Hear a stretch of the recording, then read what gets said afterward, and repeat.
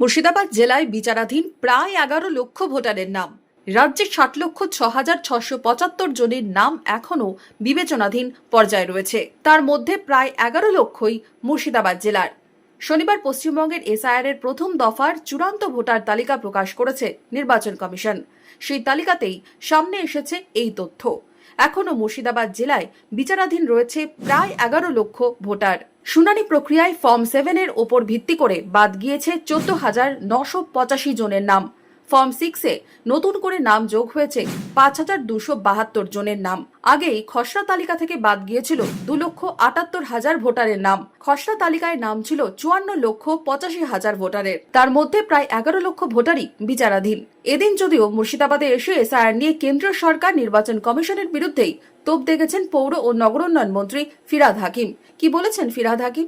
ভোটারে adjudication করে অনেকগুলো জায়গায় অনিশ্চয়তা সৃষ্টি করার চেষ্টা করছে।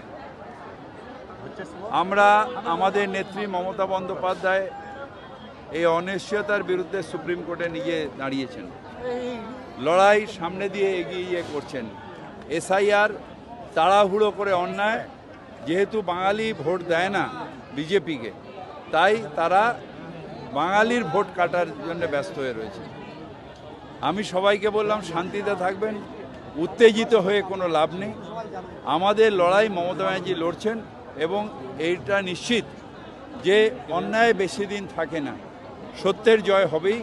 মমতা ব্যানার্জি সত্যের জন্য লড়ছেন, প্রত্যেকটা ভারতের নাগরিক, বাংলার নাগরিকের জন্য লড়ছেন, তার ভোট অধিকারের জন্য লড়ছেন এবং এই লড়াইয়ে আমরা জয়ী হব।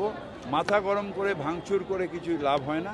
আমরা শান্তিপূর্ণভাবে বিশ্বাস রাখবো মমতা ব্যানার্জির ওপরে এবং তিনি এই লড়াইয়ে জিতে আমাদের ভোট অধিকার আমাদের দেবেন।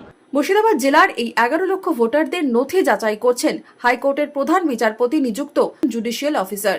এর মধ্যে কাদের নাম বাদ যায়, কাদের নাম থাকে, সেদিকেই নজর সব মহলের।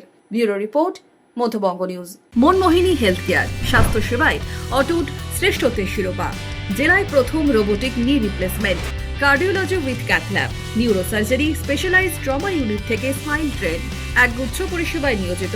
Manmohini health care, quality care with personal touch, Baharampur শিল্পতালু।